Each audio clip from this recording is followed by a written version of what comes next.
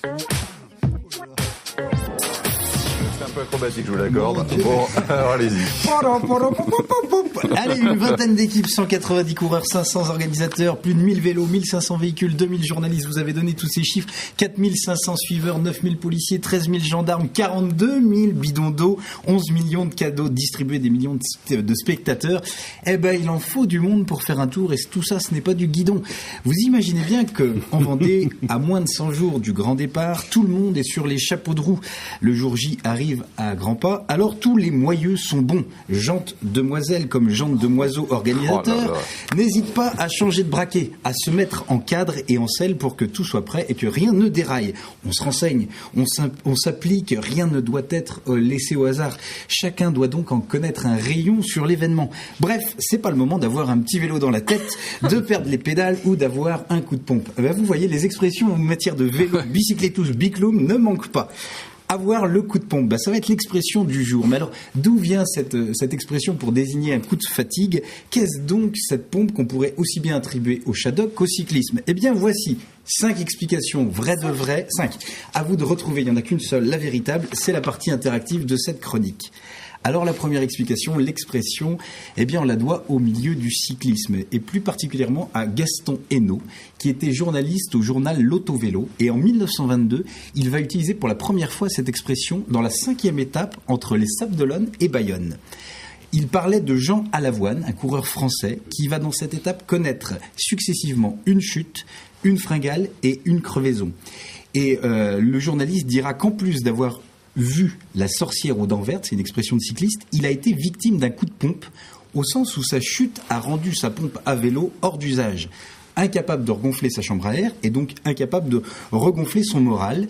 Une pompe qui s'apparentait plus à un coup de trick qui assomme le moral du coureur. Depuis, l'expression s'est imposée pour décrire une fatigue subite au cours d'un effort musculaire. Ah, c'est pas mal.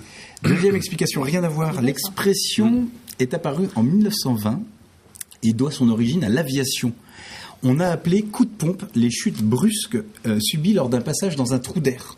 On comparait donc la chute de tonus ressentie à des coups de pompe, d'où l'expression telle qu'on l'emploie aujourd'hui. Troisième explication. L'expression date du XIIe siècle. Pompe désigne en fait un cérémonial, un cortège, une fête luxueuse. On parlera de grandes pompes en synonyme de somptuosité, d'éclat. Et alors, le coup de pompe ne fait alors que désigner quelque chose qui est venu entraver le bon fonctionnement du cérémonial, quelque chose qui n'a pas été à la hauteur. Quatrième explication, l'expression vient de l'argot.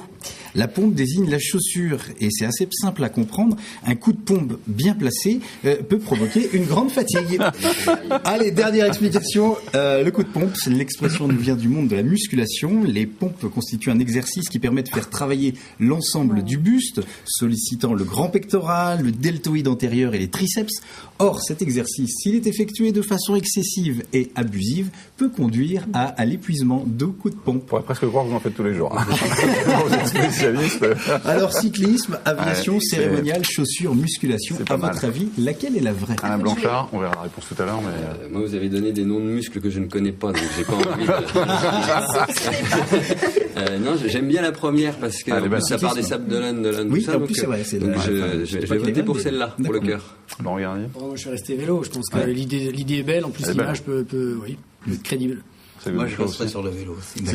Si c'est pas celle-là, elle est bien inventée en tout cas. Elle est belle. Adèle et Catherine, vous avez une idée? La première, nous plaît tous, on est d'accord. Bon, on verra ça tout à l'heure. D'abord, on va retrouver Edwige Richard.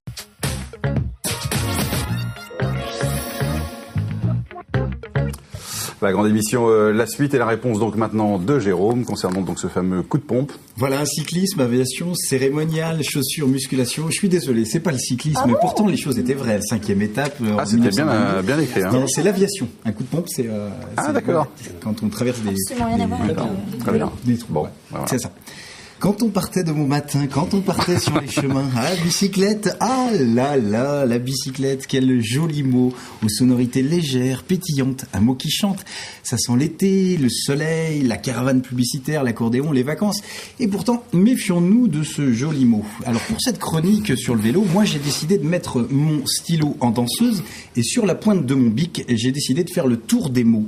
Moi aussi, je sors le grand jeu. 43 majuscules, 5 55 mots de tête qui s'accordent entre eux pour assurer l'échappée, 78 motorisés, 50 adjectifs qualifiés, 35 compléments d'agents pour assurer la sécurité. Alors, fort de cette organisation, j'entame mon tour de mots. Plutôt que de rester au pied de la lettre, j'ai escaladé les mots, je les ai décortiqués. Et alors, derrière ce mot bicyclette, finalement se cache un instrument de torture, digne successeur du bûcher, du garrot, du billot ou de l'échafaud.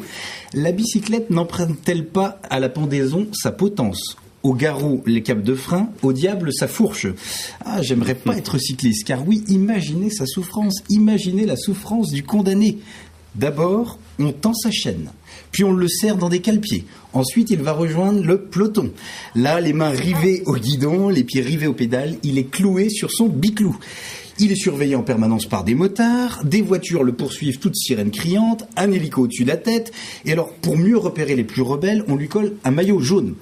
Eh bien, quand il tente de s'échapper en solitaire, il est souvent très, très vite repris.